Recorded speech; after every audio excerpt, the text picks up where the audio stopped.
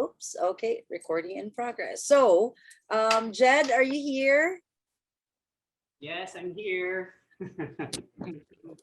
Hi, Hi, welcome everyone. back. So I just wanted to remind everybody we have a lot of speakers for tonight. So Jed and I are going to take a back seat today and let you guys hear from the legends, which are architect Joy Onozawa on um, local resource mapping. We have architect Ray Villanueva of Kawayan Wine Collective. They'll Collective. be Yeah. talking about cement bamboo technology. Both we have just recently hung out with. So we're very impressed with what we've seen, and hopefully you guys visit them as well. We have our very own architect JC Zamora talking about landscape architecture, and then Raf, who will be hosting us in Mount Puro and Antipolo, who'll be talking about sustainable tourism and the things that they've been doing in Mount Puro. And we will have time for us to answer some questions. We'll just kind of roll along. I'm pretty sure this is going to last more than an hour, but we just try to keep it at an hour, I guess. So, yeah, I guess I'm not gonna, I don't really need to introduce this woman. Like, I just, raised the roof for her. The minute I met her, I just knew that, you know, it's almost like, can I be you, please? So without further ado, I'd like to introduce architect Joy Onozawa.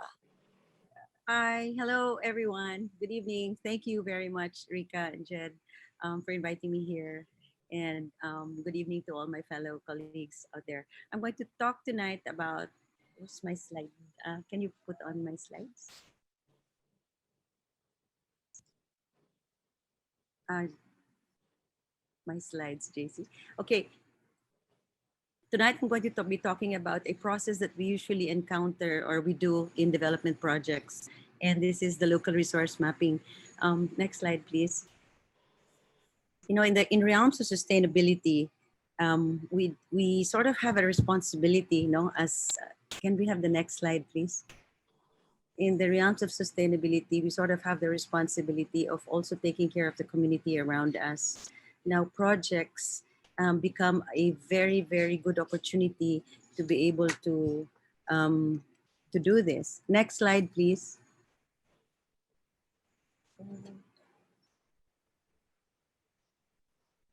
Yeah, thank you. Okay, as reported by the Philippine Statistics Authority, we have a poverty incidence of 23.1%. I do not have the records for 2022. However, 23.1% is really very, very big. No? So within the Sustainable Development Goals of the United Nations, um, projects that have all of these five are the components for sustainable development. Now, do we take care of the people in our project? Do we see to it that the people have a better quality of life? That's prosperity. Are we taking care of the environment in our projects? Who are our partners in these projects? And eventually, sustainable projects actually bring about peace. I'll explain to you more how that goes. So whenever you have proposals for projects, for example, this is make sure that all these five are in there. Partnership is very, very important because it is actually here where the financial part of the projects are met. Sometimes money is not a problem. It's actually who you're partnering with. And I'll explain more on that on my fourth slide. Can we have the next slide, please? So what is local resource mapping? Local resource mapping is a process that enables the community to identify their tangible and intangible assets themselves in their immediate environment. Usually, the area we work with the barangays around a certain project, no, and we've been doing this for 35 years. We've had many success stories. We've been doing this all around Southeast Asia, and one thing remains the same. No matter how much of a village you are, actually people still don't know who their neighbors are or what they do, simply because they're so busy also trying to survive on their own. So the local resource mapping is also a process that enables the developer or um, any proponent to access much needed resources from within the community. Whereas in development, we usually get subcontractors to do or contractors to do our work. We can engage the community and placing them under the umbrella of the contractor. Now, one of the surprising things that happens here is that in almost all of our projects, bamboo is always there, mainly because I've done my work in Southeast Asia, and in almost every Southeast Asian country there is bamboo, no? So while some designs may not include bamboo, just doing the local resource mapping and knowing that there are people in that community who actually know how to work with bamboo, we're able to incorporate them and give the people some livelihood. So it allows the local folk to no longer be recipients of charity, but now masters of their destinies.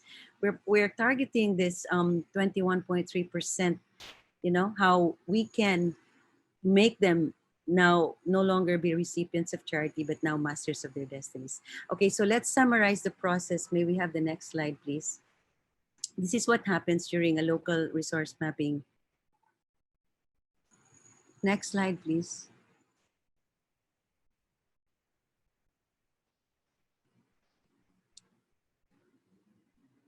Okay, this is the process. No, there's a project leader, and when we go into community, we ask the owner or the developer to come with us and talk to them. Talk to the previous slide, please. The previous slide, please.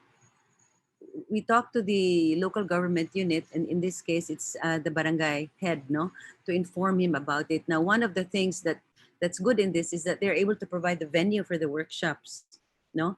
And so during the workshop, we identify the individual aspirations of the local folk in the community.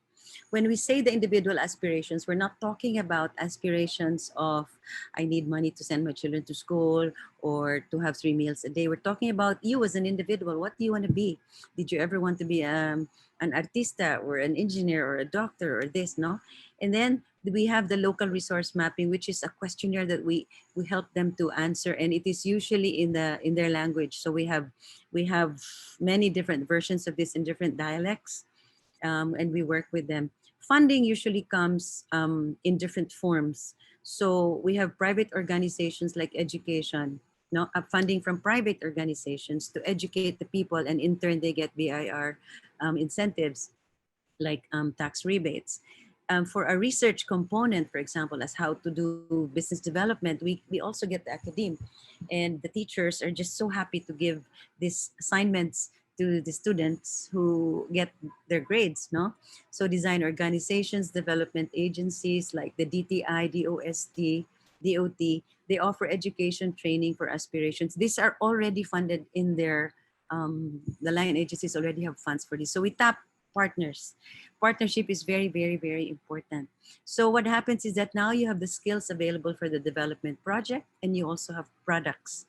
Not only is this for construction, but we find that in many of our work, we also find opportunities for community tourism, no? And this is something that Raf might be able to take advantage of also in his talk later on. And so the infrastructure project needs people skills, interior finishes and decors, exterior and installations, and special design elements. When it is provided for by the community, an identity happens, you know, like this place is now identified with the locality, and that in itself is a destination. So the aspirations of the local people are addressed and their livelihood is secured. Now, the infrastructure projects becomes their first showcase. You know, when you make crafts, people automatically think of selling them abroad or selling them to stores. But hey, the project in itself is your first showcase. So department stores and boutiques and exporters can work with them also later on. Next slide, please. So the benefits for this is the local resource mapping is a win-win process. And this win-win process can only be possible if you have the support of, let's say, all the employees of the real estate developer, the people themselves, and the local government. So for the local government, what's in it for them? You know, actually, the barangay captain loves it because he can get reelected and he has a showcase. For the local folks, their self-esteem and their income is assured. For the developer, we have skills and crafts provided for the project. For the LGU, yeah, his legacy, and the academe, we have OJT in realistic projects. When it comes to people, the local community fulfill their aspirations, attain equitable livelihood opportunities. They no longer are recipients of charity, but masters of their destinies. For the developer, they engage in projects to increase biodiversity, procures local materials, reducing carbon footprints. The community engage in conservation projects such as waste recycling for crafts, composting for urban agroforestry, and farming needs. The LGU pursues climate smart policies. So inclusivity of local communities, design of various elements in infrastructure building, inclusive processes promote justice. Everyone is happy. Justice promotes peace. Thus, a peaceful society contributes to nation building. Next slide, please. So at the very end, this whole process, which takes it could take 6 months. The action planning could take on for a year, but then most infrastructure projects are about a year, no? So just remember that this is inclusive development. This is not CSR. In every step of the way, whether it's operations, whether it's hiring, whether it's construction, whether it's tourism, everything, include the community, because this is a very sustainable process for nation building. In marrying aspirations of the local folk and the needs of the project, the process instills the much needed self-esteem and self-worth among the local folk. Thus, they in turn contribute positively to making their cities vibrant, safe, and secure. And I'm very happy to note that Bamboo has always been a part of our projects. Very much. Thank you so much, Joy. I know that like in an ideal world, obviously, like the minute I heard about local resource mapping, it became an aspiration for me. So very quickly, would you be able to kind of explain how this is used in real life, like with a real life case study, or a story maybe of how this was applied and what effects it had to the community? Okay, I'll tell you about my project in Inarahan Village in Guam. The Inarahan Village is the oldest Spanish community village in Guam, although it was abandoned.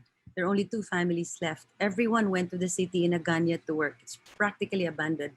So the Heritage Trust of Guam hired me to do a revitalization project. What can we do to bring back the citizens here and make this vibrant again? Because this is a historic site, right? So what we did is we went into their houses, each one, and we found, old pugons, the stove, and we looked at the people, and through a local resource mapping, they were making ting-ting, they had tuba, they were making all sorts of things with coconut leaves and all that, but which was lost already. And para bang there was no value because people couldn't make money on it. So what we did was to bring them out, bring out those stoves, put it by the beach because it was a coastal village. Have people marketed it, and the visitors would come and pay $5 to see this village who is making crafts and all. And in the end, they now are able to visit even each house, no, to see the history of that. But what made this stick was that you need a tool, eh? And our tool then was heritage conservation. Your tool can be bamboo, a bamboo village, for example, or your tool could be what can we do with bamboo? When you do bamboo wine, bamboo charcoal, bamboo this, it can be an entire village activity, no? And that project in Guam actually won an award, no?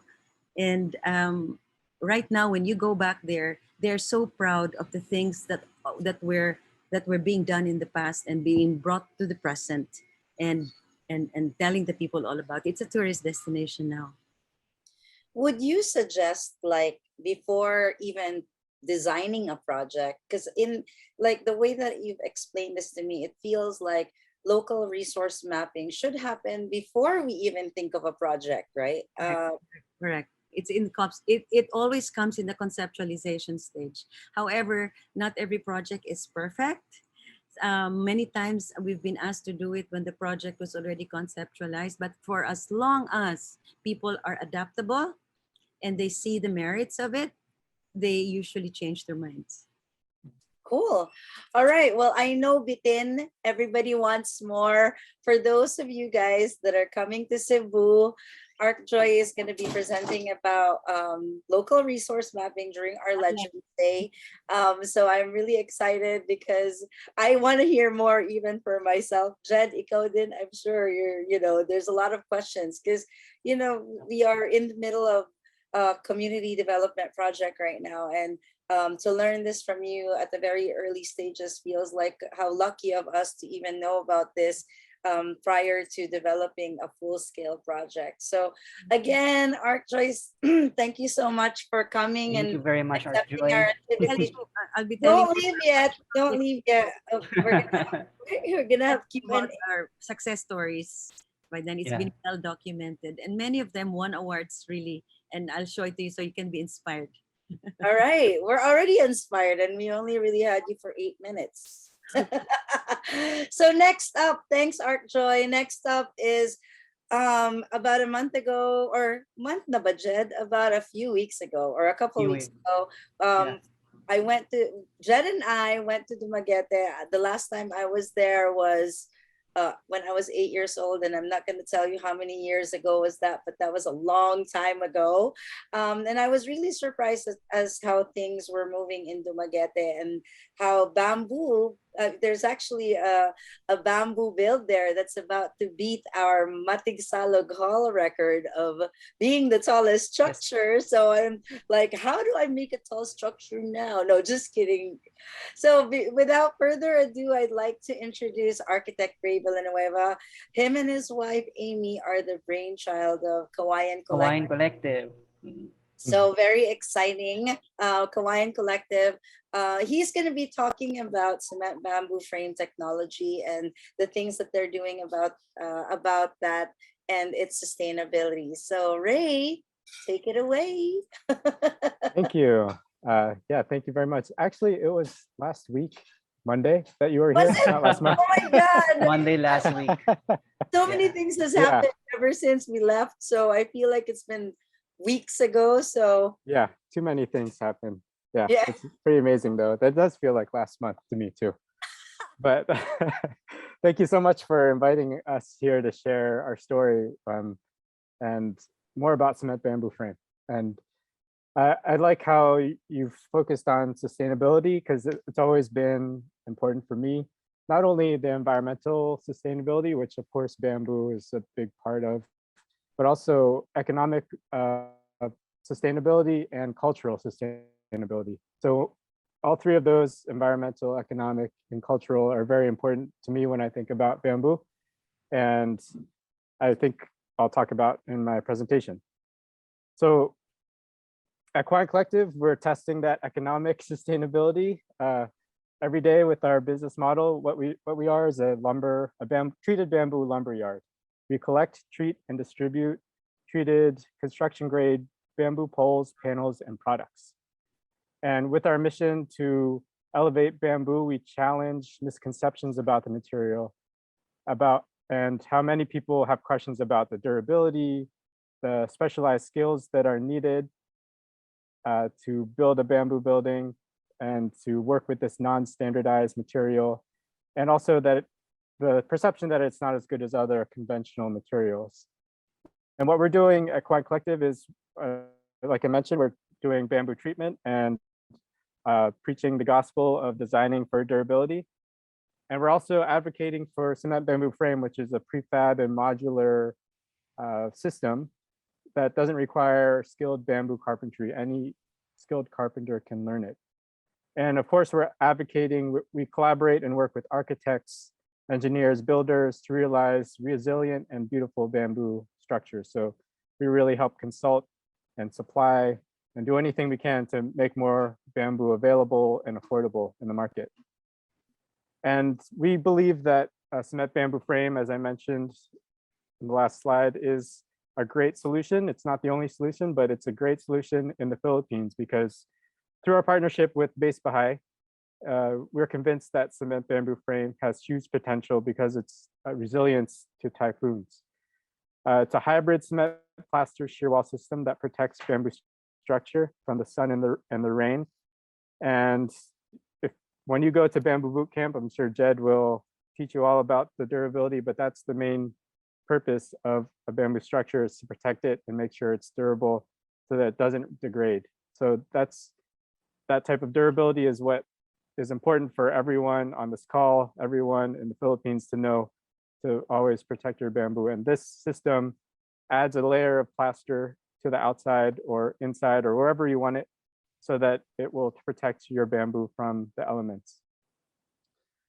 So Base Baha'i, as I mentioned, has been around since 2014. They've built over 1,000 homes so far around the Philippines and 10,000 more to go. And all of their homes have persevered through the typhoon seasons. And it's really amazing that they're focused on the social housing sector, so providing homes for the most vulnerable. And we're really happy to be their partner and part of that solution. So if you haven't heard of them, check out Base Baha'i. And last year at our in Darwin, we were able to step into developing our own projects and putting our own product to the test by building model houses. In October last year, we finished our first cement bamboo frame house that we call Bamboo and Bato. It's 130 square meters, 2 bedrooms with an open loft. And for us, it's kind of redefining what the bamboo house into a more contemporary sense. The floor, wall, and roof structure are primarily bamboo. Of course, the finishes, details, and furniture were made at Kuan Collective. And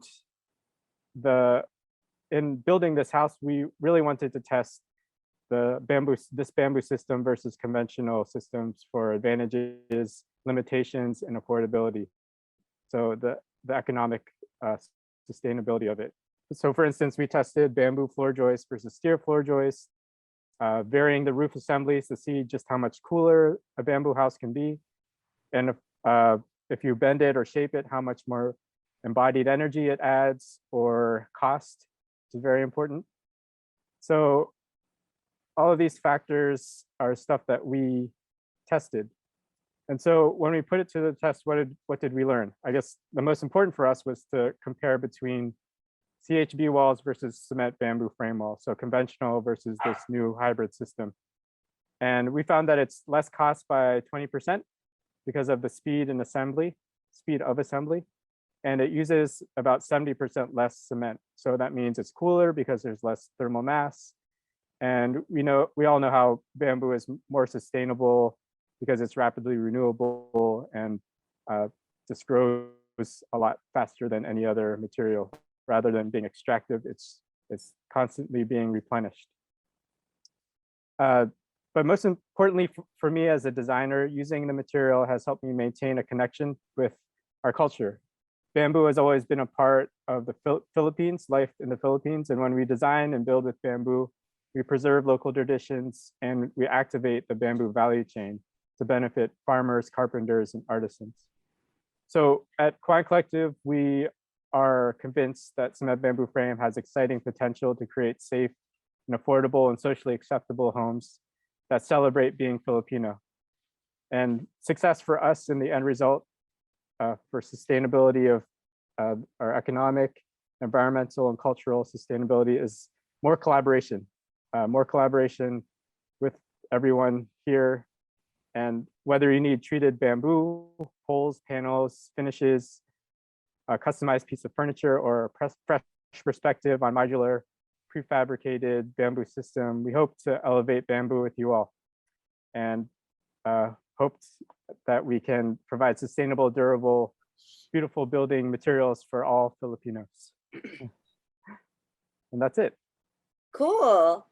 Well, the minute we heard about cement bamboo technology, we always thought that this was gonna be more feasible than, I mean, of course, if we could build with full poles all the way through, we would. But then there are two factors, right, Jed? Like, Yeah. number one, the availability of Bamboo supply, and then number two, skills. will the people, skills, actually three now, because sometimes people, it's taking some time for people to trust bamboo as a building or construction material. And I think this is one step through the door. Like, okay, there's still cement, there's still that feeling of safety, before diving into saying 100% bamboo builds. Jed, can you I quick? think the positioning of the cement bamboo frame is in between the transition, in between a full bamboo build, and then working on what is available right now, which is actually the cement. But Ray also explained before that the cement bamboo technology is actually reference to indigenous style of construction, which is Bahareque style construction.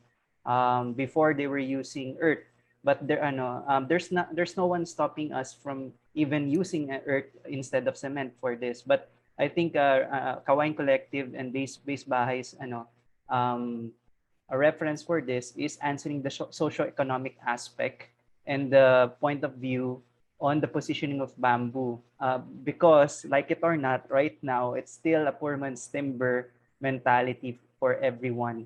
So we are filling that gap for the transition until eventually it will be really nice to have maybe 100 or maybe 90% bamboo. Yeah. Yeah, Yeah. I think so. Yeah. So The Ray, bahay na bato, Ray, is would you say how much is how many, what's the percentage of that is bamboo for bahay na bato? Well, we have all of the walls, the roof Mm. structure.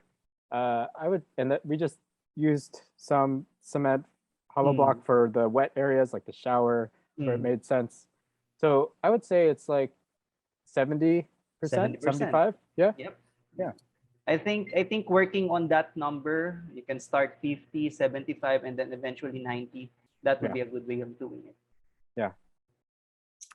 cool. Well, I'm happy to announce that we're gonna try, after visiting you last week, we're gonna try a wall. We're building a community kitchen in Baganihan. So we're gonna try to see if we can actually successfully create a, Oh, cool. a cement bamboo Cement frame bamboo frame. wall, Nice. like where it needs to be wet, right? Like where we're Yeah. gonna put the sink and stuff. So we will definitely we're gonna be consulting if every step of the way to see if we're doing Sure. this correctly.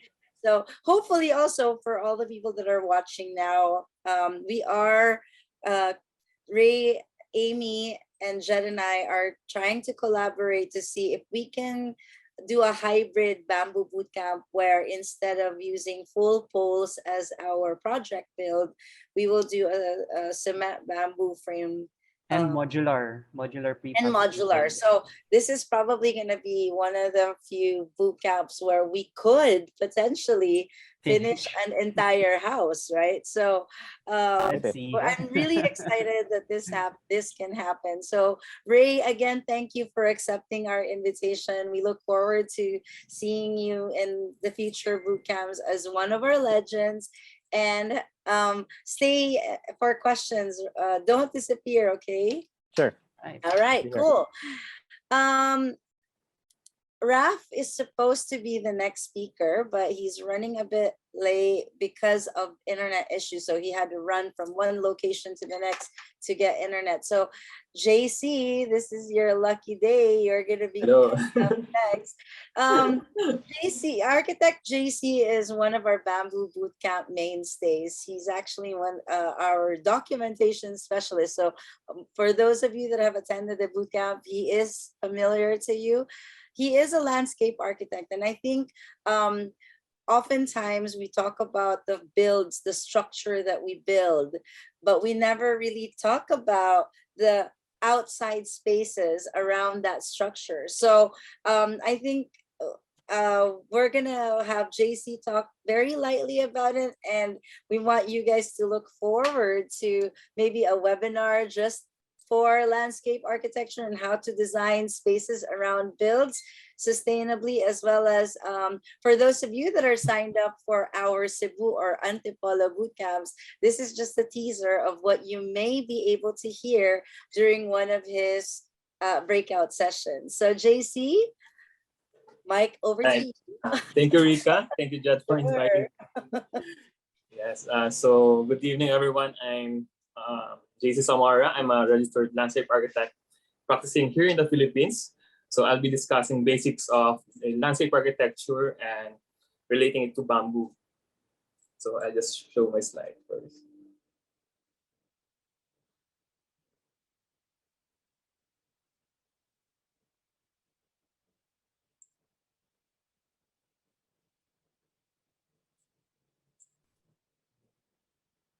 Sorry. So there. So what is landscape architecture?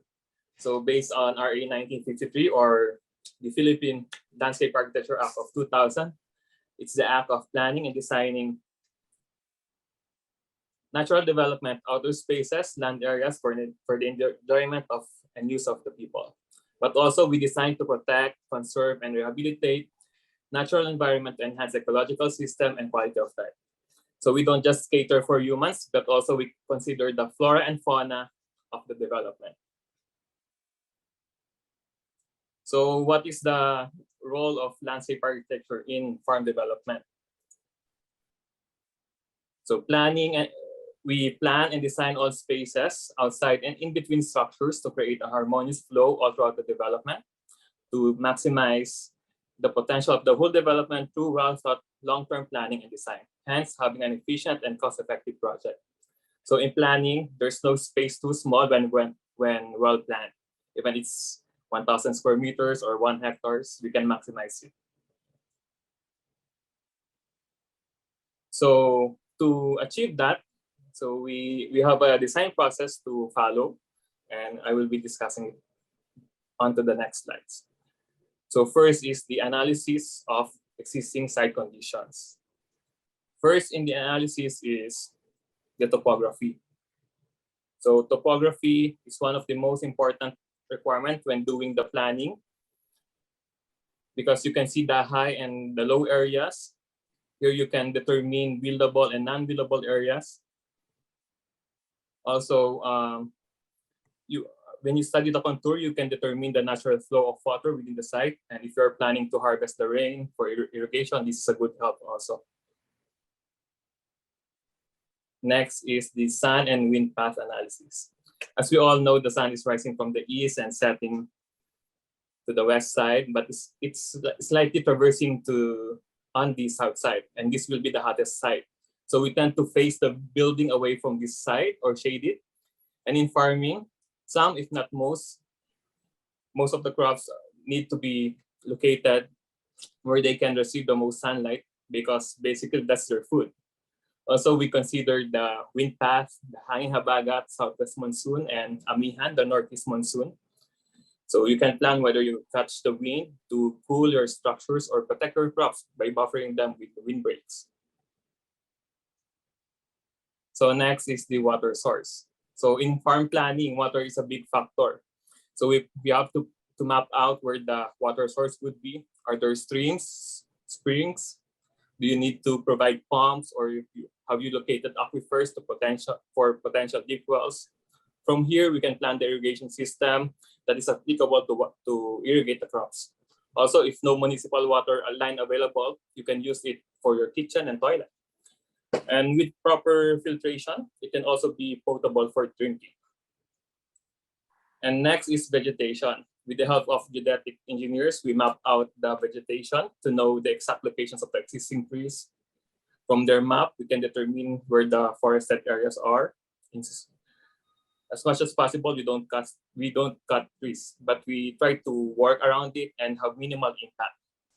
But if you have a good building architects like Jed, Architect Joy, and Architect Ray, maybe you can still build around those trees. Also, we determine the local native plants and trees that are thriving within and around the area. More probably, these plants and trees will grow in the area with little maintenance. Yeah. After all the analysis, we go now to the design. So why should we design with nature now? So with all the depleting resources and destructions of natural environment, this is the perfect time to synchronize design with the nature and its system. So here are some strategies to achieve this.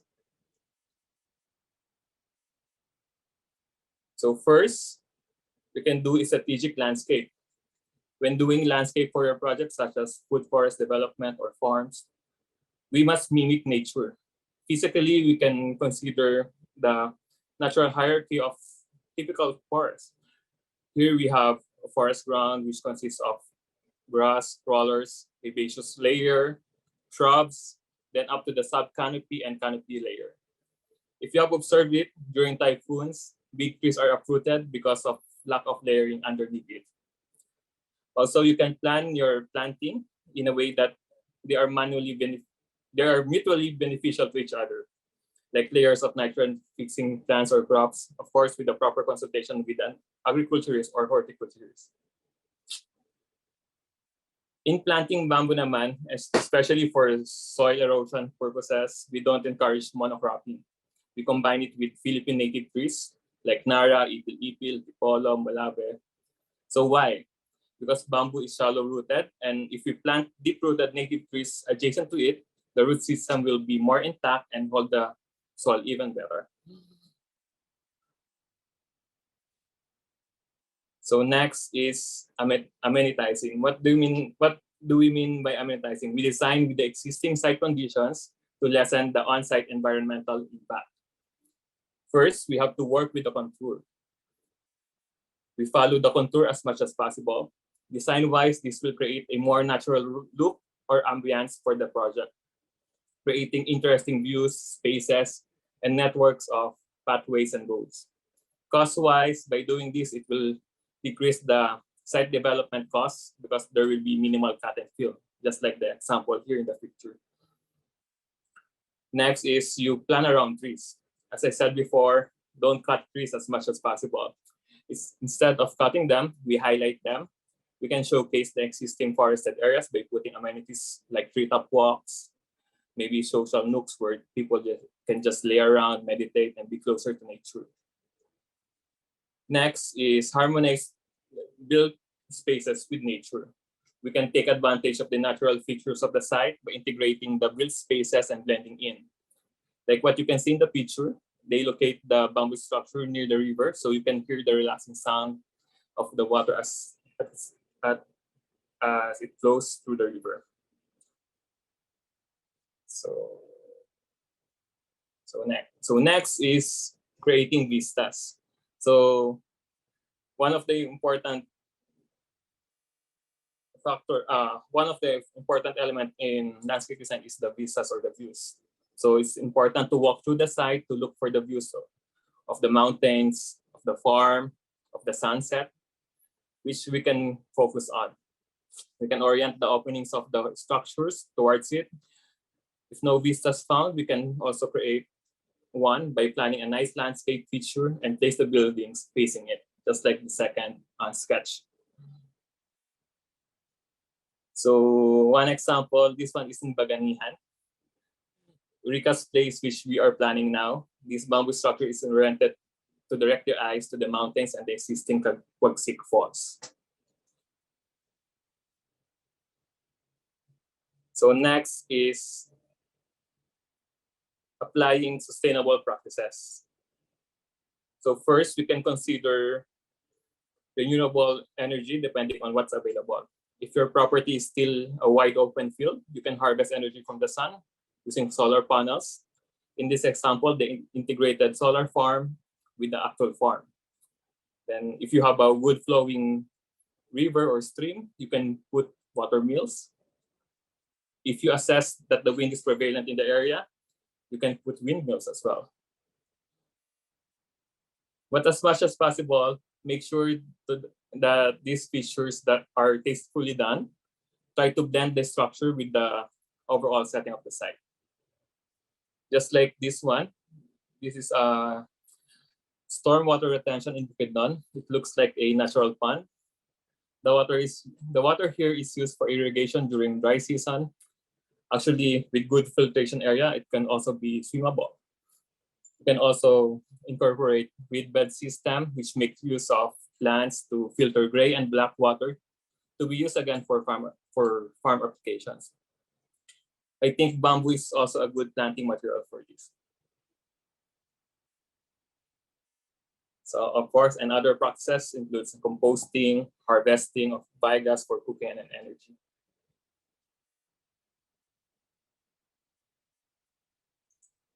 So next, I will discuss about some of our planning projects involving bamboo. Actually, these projects are in collaboration with Architect Jet.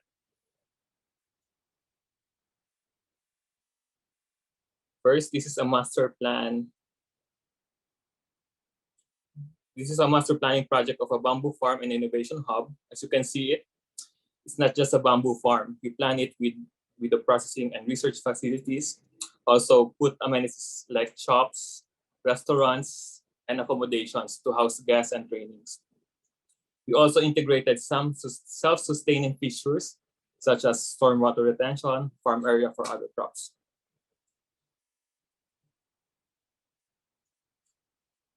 So next project is a beachfront property. We plan and design for a bamboo resort here.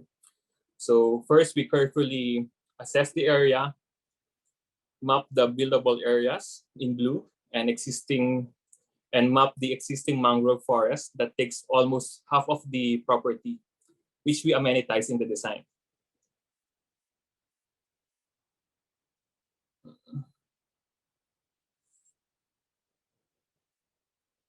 So next is, then we do our quote unquote professional doodle here. We lay out the arrival, the villas, the pool, and other amenities.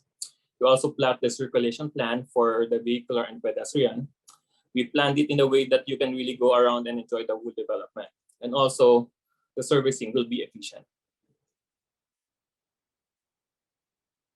So here's the final site development plan.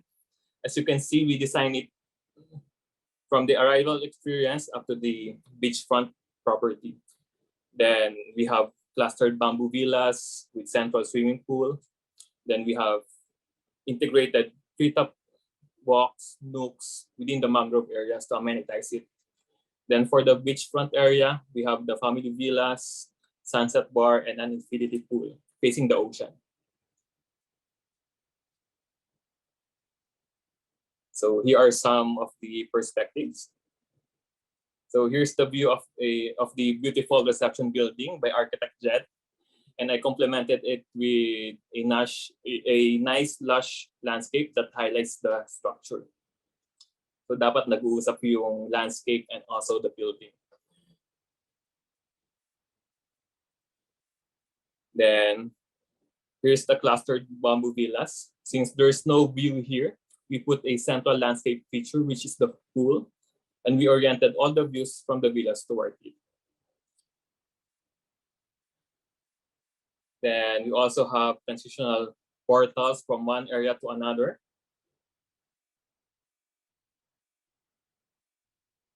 And this is the view of the sunset from the family villa area.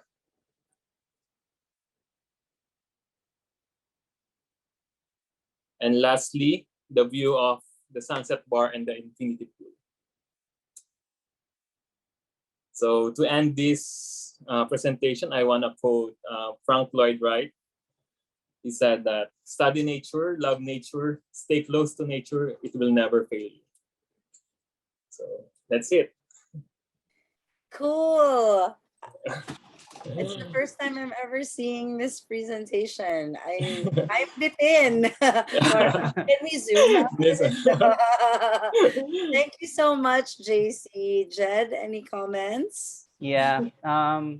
In my practice right now, I am now always working with the landscape architect, because no matter how beautiful you did your architecture, if there's no setting for it, there's no proper landscape, there's no trees, there's no shrubs, there's no sustainable component on it, it will fall flat.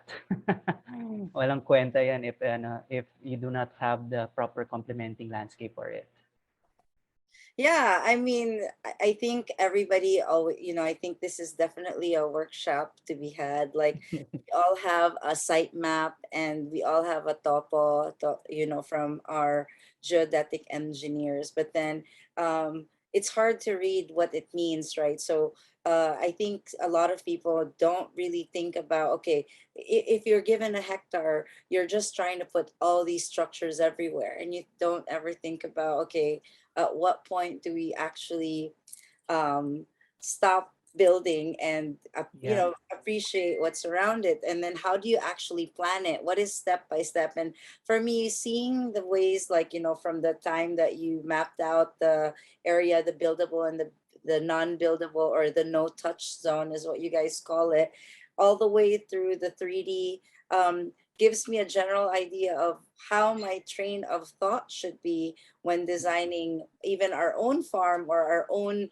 small spaces, so you can properly maximize the space without losing any of the views or the vistas, or how, if you don't have a view, what do you do? And you know, it's just one little thing that gives you an idea of how to think about these spaces. So thank you so much, JC, and I can't wait for your breakout session in Cebu. For those of you that are coming to our Bamboo Bootcamp in Cebu, um, JC will be doing a breakout session on landscape architecture, as well as, I guess, basics on site planning.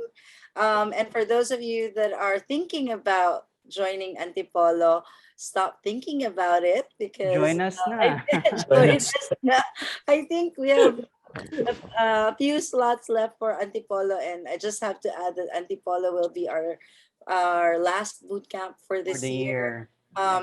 until February of next year, which will be in Davao. So thanks again, JC. I can't wait to see you in, wait a minute, ilang araw na lang ba?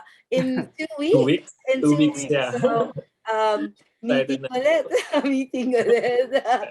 Next up is none other than Mr. Rap Junicio. Oh my God, I feel like I'm getting the hang of this hosting thing. So Hi, Rap, Raf. Hi, you're a good host, Rica. oh Excellent. no, I'm doing all of this I'm ad-libbing it because I don't really know how to prepare for this. I don't speak publicly. Anyway, so Raf, I met Raf I guess about a year ago when we were talking about Mount Puro, and then I learned about your sustainability projects, even mad travel, and you know, you had so many ideas. You work very closely with the community. Basically, what architect Joy was talking about in the The local beginning resource about mapping. local resource mapping, and then finding out what the community was doing, ends up becoming a tourist attraction, or at least the community, even with the community just doing the things that they normally do, become somewhat of an interest to people that are visiting. So not gonna take any more of your time. Take it away, Raf. Oh, thank you. Yeah, siguro ano, just want to share quickly with everyone a short story on like how, I guess, where we're coming from and what we see, right? Um, siguro one story that's very good is this is a picture of the Dumagat here in Antipolo, actually negotiating. And it's a very interesting negotiation because they say in their negotiation, they say, so it's the elder talking to the big company saying, we want progress as indigenous people, but the progress that you in the city speak of is different from our idea of progress in the countryside. Progress for us means taking care of our land and our sea. And I wanted to start with this mindset because it really is so different and also so needed, with the entire world looking at climate change and sustainability, right? And for better or for worse, we all call the Philippines home, and we are unfortunately one of the most vulnerable, if not one of the top five, in the world, right? Down to climate change. And so, just if you zoom out, our country has lost most of its forest, right? And one of the effects is that it gets extremely hot. I think that's why today most of us are chained to our air conditioners, right? This wasn't the case 30, 40 years ago, when the world was cooler. And you can see here, any of you has a car, you're parking in the shade for sure. If you have a picnic, you're under a tree. If you're waiting for your ride to pick you up, you're gonna wait under the shade of something, right? And the lack of trees has triggered extreme heat around the world. And just as a short story, it's triggered death of crops in the Philippines. Right, we lose a lot of money on it, right? And part of that story is the loss of water in major rivers. This is the only data is able to get within the Philippines, but clearly most rivers today, not just in the Philippines, but around the world, like in California, losing a lot of water. This one, 75% of their water lost, which is a scary number, to be honest, right? And as the rivers lose water, the rains ironically also get a lot stronger. Category 4 and 5 is the new normal, right? And just take a look at the damage that we get, right? And so I want to show you this quick video that kind of illustrates the role of the forest or mountain ecosystem into managing our water. So they're watering 2 boxes. The one on the left has no plants in it, and the one on the right has plants. Watch what happens to the water. The water on the left flows so quickly, and it flows with the topsoil, which is where all your fertilizer is. That's a flash flood, that's a landslide. On the right side, despite the continuous watering, water's barely coming out. It's starting to come out now, but on the right side, but at the bottom, and it's dripping, right? And it's clean, right? That's the beauty of having an intact forest ecosystem to protect you, right? And that water on the right could have been a stream or a waterfalls for each one of us growing up, right? And so as we try to plant, we see that ecotourism can really do a lot. So I'd like to share with you this short video that kind of gives you a glimpse of what Bamboo Bootcamp in Antipolo could do. Also tells our story in Antipolo. So nung grade 6 ako, merong isang bagyo doon, ang pangalan Typhoon Lucille. Yung bagyong yon, daming namatay, mga 250. Ando kami sa Kainta, sinabi sa akin ng nanay ko, anak, pagtanda mo, magtanim ka ng puno. Kasi pag magtatanim ka ng puno, hindi magbabaha. So hindi mauulit yung dami-daming namatay. Yung natira doon, nautos ng nanay ko, namunga. And I had this passion na gustong-gusto ko magtanim ng puno. Nung may desisyon na akong talagang magpunta sa bundok, at that time, ang tatay ko may cancer, nasa ospital siya. So, pumunta ako sa kanya, nagsabi ko na gusto ko magtanim ng puno. Sabi niya, saka magtatanim. Sabi ko, sa Antipolo. Sabi niya, bakit doon? Ba't hindi ka magtanim sa Santo Tomas, Batangas? Sa Antipolo, magpapakilala ka pa. Sa Batangas, kilala ka na. Miski ano sabihin mo, susunod yung mga tao doon. Sabi ko, pa, iba naman yung Antipolo kasi pag nagtanim ako doon, sabi ng mama, hindi na magkakabaha sa Manila. Kasi ang baha nanggagaling talaga sa Sierra Madre. Ang natanim namin, 100,000. Nung kinumpute ng DNR, 700,000 trees ang laman ng Mount Puro. Ang hirap. Kasi pag nagtatanim ka, yung mga tao, kuminsan hinihila yung tanim mo eh. Pag hilahin nila, tuloy-tuloy ang tanim mo, tuloy-tuloy ang sweldo nila. So nakita ko, yung kanilang pangarap at pangarap namin iba, pangarap nila mabuhay lang. Pangarap ko kalikasan. Medyo hindi tugma. So nag-usap kami ng asawa ko, sabi, cambio tayo. Gawin na muna natin, imbis na magtanim ng puno, magtanim muna tayo sa puso ng tao. Sa ngayon, di tayo maiintindihan dito kasi gutom sila. So ang realization namin, if you want to take care of the forest, you have to take care of the people. Yung samahan namin ng mga dumagat, nag-umpisa yan nung pagdating ko dito. Naging kaibigan ko talaga yung mga matatandang dumagat dito. Naturuan nila ako ng maraming bagay tungkol sa kagubatan. Naging maganda yung samahan namin ng katutubo. Hindi lang sa akin, pati sa mga anak ko. Dahil dito talagang tutok kami ngayon sa pagpapalakas ng samahan ng dumagat. Naniniwala ako ng edukasyon, yun ang long-term solution sa kahirapan. Meron kami scholarship sa elementary, scholarship sa high school, scholarship sa college. Sa totoo niyan, marami na kaming graduate. Yung mga ibang teachers dito, scholar na namin talaga. Importante ang tubig sa tao eh. Yung maraming sakit nanggagaling sa walang tubig. So ang ginawa namin, unang-una, inoperate namin yung water system dito. Meron kaming tubig galing sa deep well, lalagay sa malaking tangke, tapos by gravity, nagpupunta yan sa mga bahay ng mga tao. Ngayon, maganda yung health program namin kasi yung anak ko doktor. So andyan na siya ngayon, may clinic na kami dyan, nahaharap sa tao. Sa clinic namin, may doktor, may nurse. Meron din kaming butika or pharmacy. Tapos meron din kaming ambulansya. 24 hours, tatawagin mo lang, may super kami, dadalhin yung tao sa ospital.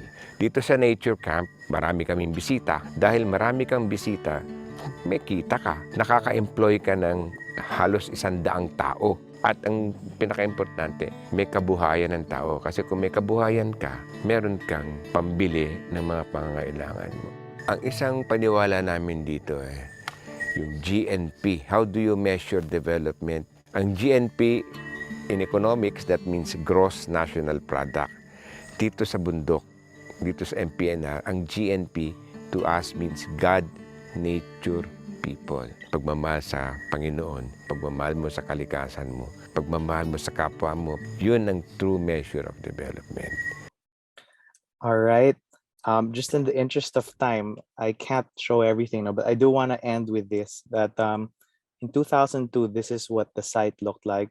We didn't have any spring water, but through the effort of creating jobs so that people would stop cutting up trees for charcoal, lumber, etc. No, 18 years later, there's a very intact forest ecosystem there where the spring water has returned and it's 2 degrees cooler on versus the outside, right? And so these are just some of the things you can see actually on this Google Maps shot on the right side, just how green it is in this area versus the stuff that's not, right? And I think the message is simple, right? We do have to include people in the plans as we try to heal the planet, right? And that's why I think the connecting with Bamboo Bootcamp is so critical, because it allows you to do exactly both and in a very stylish way. So yeah, with that, thank you guys, and back to you, Rica and Jed. Dude, that's so cool. I can't wait to be at MPNR. I mean, it's a long time coming, right? Yeah, super. Thank you. Grabe. The journey to have this boot camp in Luzon has been quite a journey, and we are very excited. I'm very excited to see Mount Puro, and I love the story behind it. And that the gentleman who is speaking, that is Sir Toto, yes, the founder Toto of Malvar. MPNR. Yep. What Jed describes as a visionary. So thank you so much for sharing that. I'm sure we've had an earful, and I can't wait to also hear from you. Maybe we'll talk about a breakout session in Antipolo about sustainable travel and more. Oh yeah, we can definitely So do that.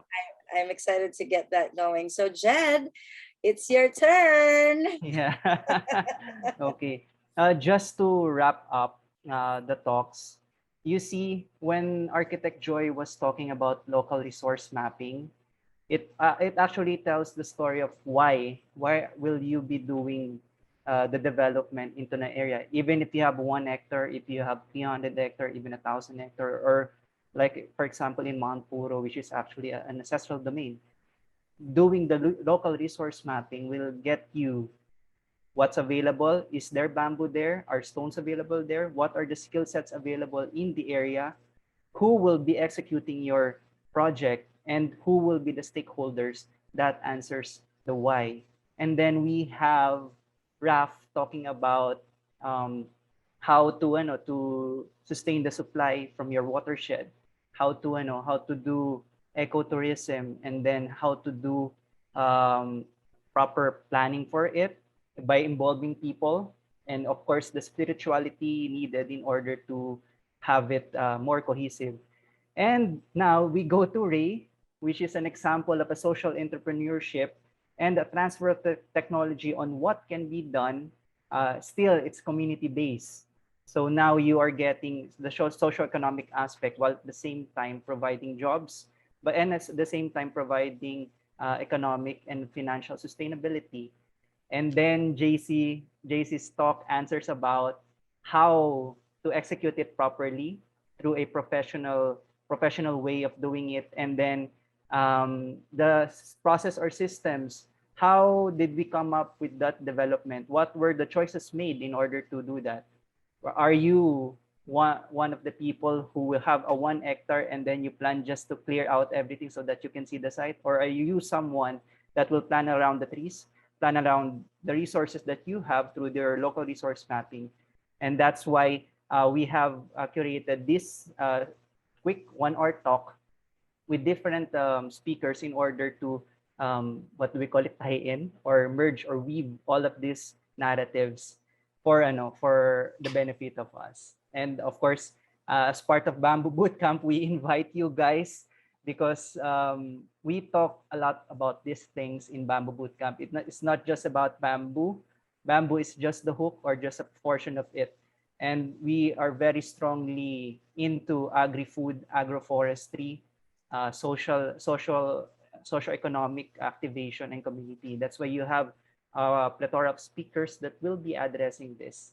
And we do hope you're getting something from our short teaser talk. And we invite you again to join us in Bamboo Bootcamp in Antipolo. Cebu is full, right, Rix? Yes. About 2 weeks away. Yeah, we're 2 weeks away, and in fact, we have a wait list for Cebu. We don't wish anyone to not come, but we do have people in line already to take the spot. So hopefully all of them will be in Mount Puro instead. So anyway, I guess this is the time where I'm gonna invite Questions. back our guest speakers. So Architect Joy, Architect Ray, Architect JC, and Raf. And we open for questions. Jan, do we have any questions that were asked during our Facebook Live or during our chats here on Zoom? Or do we have questions amongst each other for our guest speakers? Jed, may mga tanong ka ba for any of our Of guest course. Tanungin ka na. Okay. And this one, my first question is for Architect Joy. What will be a good duration in doing the LRM or the local resource mapping? And as a follow-up to that is who will be the one starting it? Who should instigate it or jumpstart the process for the local resource mapping? Yes, usually in our projects, let's say we had one project, this is the entire Dapitan, right? And that's 10 barangays. So what we did was just get 10 representatives from each barangay, so that usually it lasts about 3 to 6 months, including the action planning. Then there were smaller projects which were quite focused. These are, when I say small, it's like, I don't know, less than 15 hectares, no? And maybe one barangay only. So that one went pretty fast. So I would say 3 to 6 months would be okay. And usually the one who jumpstarts is when a client comes to me, say for architecture or for site planning, for master planning or for township projects, I tell him about this and I show him the previous projects where we had successful stories, and then they light up. They say, "Oh, let's do that. That's a good process to integrate." It's more really about inclusive development. Yes. And the local resource mapping is like a base data for anything, for construction, for tourism, for livelihood, for many things. So at the conceptual stage, it's good to do it already. I would love to do this. I mean, with Raf, like even for landscape architecture, because the local resource mapping tells you about all the flora, the fauna, the waterways, the rocks, everything. Yeah. And the information is from the people who are from there. Yeah, it's local, meaning we can call them the natives, and then of course you have us or the others going into there and trying to understand what is it about. So even before we do the projects, we are able to get inspiration from them, and I would say we were kind of practicing parts of it, but we weren't really in the know-how that it's a complete system pala. It's an LRM system pala. So this architects or soon to be architects, please learn about local resource mapping. Especially for thesis, this is fundamental to any project if you start going into sustainability. So Anything else? Do we have any more questions, Jan? I think everybody, you guys are so comprehensive, or people are getting shy. I'm sure on the comments of our Facebook post when this is done, questions will start to arise. I just wanted to take this opportunity to invite everyone that's watching now that we do have another Bamboo Bootcamp coming up before the year is over in Antipolo. So you can visit bamboobootcamp.org, or you can visit us on Facebook for more details. Any more from our, I always want to call you guys legends. I'm so used to resource speakers. Legends so much shorter than resource speaker. Legends na lang. I agree. Legends na lang. Legends na lang kayo forever. So, Rap, I have a question for Mount Puro. Yeah, go ahead. Yeah, of course, we're doing the Bamboo Bootcamp in Mount Puro. And in the development, the employees that are employed by Mount Puro, what is the current percentage of them coming from the tribes, or maybe from the local municipality? And then what are the current activities that are being done in Mount Puro in relation to the reforestation efforts there? I see. So right now we're actually gearing up for a lot of trees to be planted. We've got about 140,000 trees coming in from nurseries outside of Antipolo. Tens of thousands of coffee, Nara. What else do we have? There's cacao. Bamboo also, di ba? There's bamboo. Nauna na yung bamboo, actually. Yeah, there's 15 hectares. Oo, ang dami, right? And it's exciting because the bamboo grows very well there. In fact, this morning I was talking to one farmer. I was trying to tell him, guys, let's make bamboo leaf tea. Ayaw nilang maniwala na pwedeng itsaa yung kawaii, yung dahon ng kawayan. And we had people from La Union come to teach us about bamboo charcoal, and they call it LGBT, lemongrass bamboo tea. Oh on my ice, God, LGBT so on creative. ice. So we were So creative. so LGBT on ice was actually excellent, right? Lemongrass bamboo tea on ice. So I think they said we can probably start serving LGBT on ice in all of our boot camps, Jed. Yeah. Well, let's do that. Let's do that. Tapos served in bamboo, bamboo rice cup. cook in the columns. And then I also have a question for Ray. Go ahead. Yeah. So for Ray, my question would be, when you guys were starting for the social entrepreneurship, what were the pain points or the difficulties that you have encountered that I think we should be imparting to our listeners right now, or participants for this workshop? Real talk from Ray Villanueva. Yeah, it's a good question. That was only 4 years ago when we started.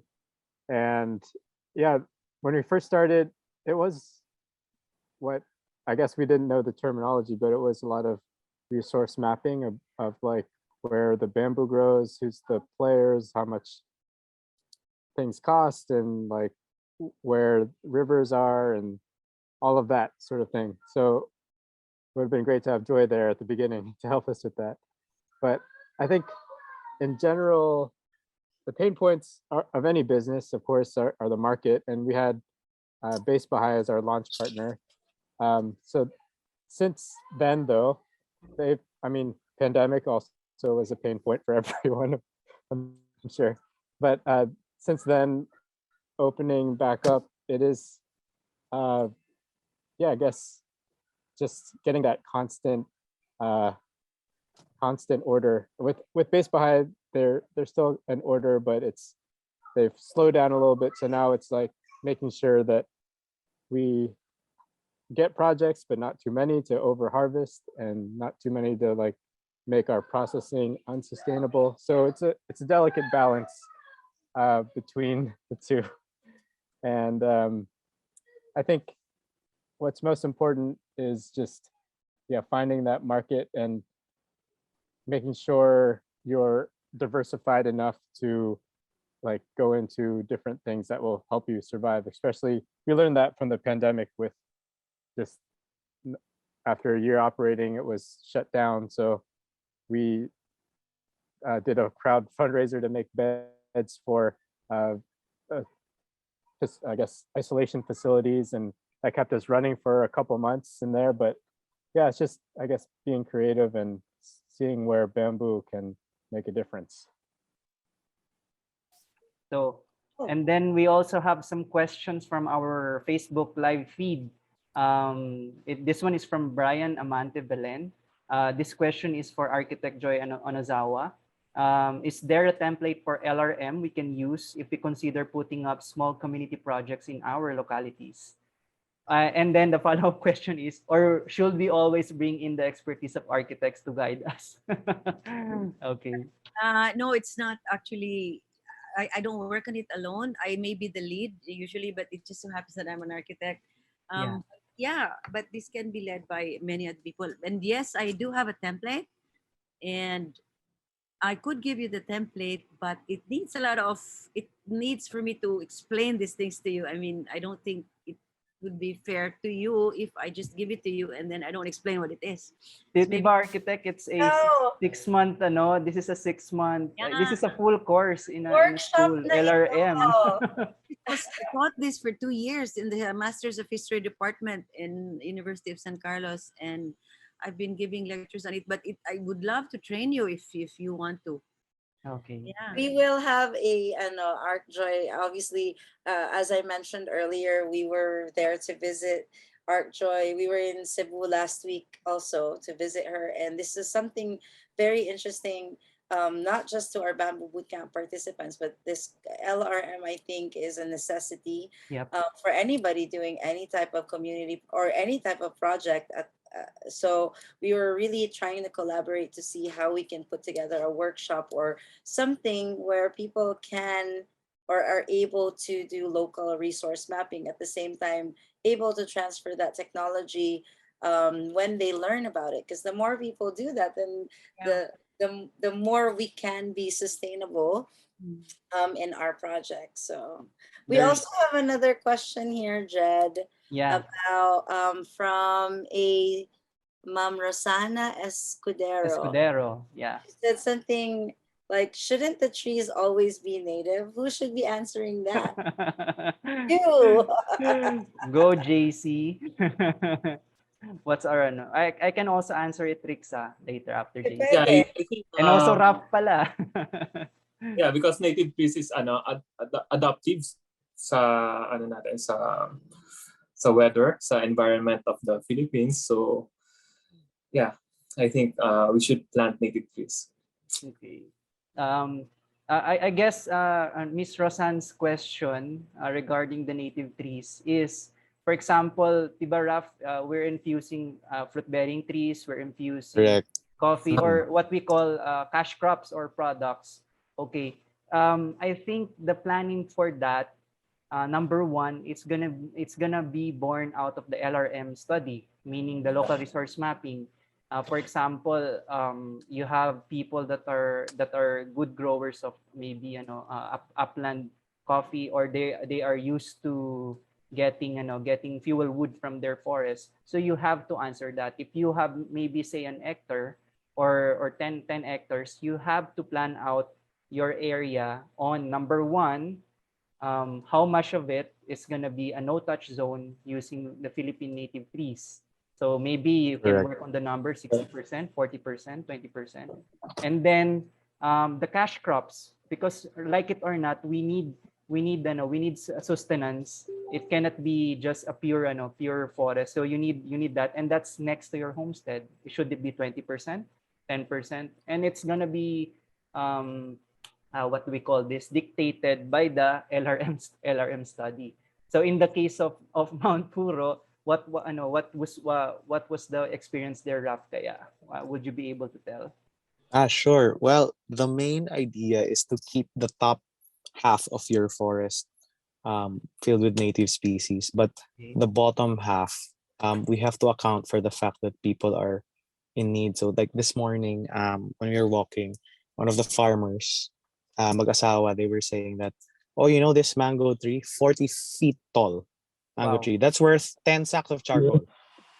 I was like, wow, you know that? Oh my God. Parang speaking from experience, right?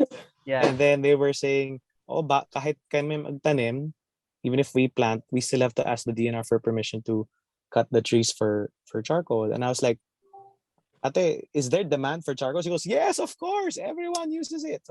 So, where we have a real demand for things, we have to ask ourselves the right question, like, how can these natural technologies answer the need? No? And so there are tree species we're trying to plant, fuel wood trees, na Yep. talagang they will grow very well, very quickly for that particular purpose. No? And of course, apart from charcoal, everyone likes to drink coffee. Yeah, we'll just like to to say Oo. goodbye to Architect Ray. Meron siyang back-to-back na na meeting. Yep. So, Wait, thank you very much, can we Architect take a Ray. quick photo? Can we take Oh, a photo yeah, lang, photo. Can everybody turn on their camera so I can take a group shot? Everyone turn on your Retouch camera. na. Ray, 5 seconds. Hold on. Everybody turn on your cameras. Okay. Peter Alright. Feister is here. Hi, Oh Peter. yeah. Hey Peter. Oh my, you're the Peter. Liz is here. This is Ella here. is here. Okay, wait. Wow. Everybody turn on your cameras. Nella is Is here. everybody Wow. on? Okay. 1, 2, 3. Smile. Architect Loriza Jimenez also here. Cool. It's nice to see everybody's faces. Okay. All right. Thanks again, Ray. Hope to see you soon. Thank you all. Okay. Bye-bye. Bye, Ray. Thank Hi, you. Ray. Yeah. See? Yeah, I think that there's a balance needed for that. So me personally, I'm not it's an agroforestry effort more than anything. And then of course respecting the Philippine natives. JC was also explaining you have to stratify the canopy, and at the same time you have to stratify the root system, which is what you do not see when you're walking around. So, gaano ba kalalim yung roots nito? So, those things. And I think architects, landscape architects, community workers, horticulturists, farm planners should be part of the of this system. And of course, the Jumpstart is an LRM study for this. It's gonna answer a lot of things. Yeah, I mean, it's really exciting, right? I mean, learning about LRM, learning about landscape architecture, learning about social enterprise, learning about sustainable travel, or at least, reforestation, even from Raf's talk.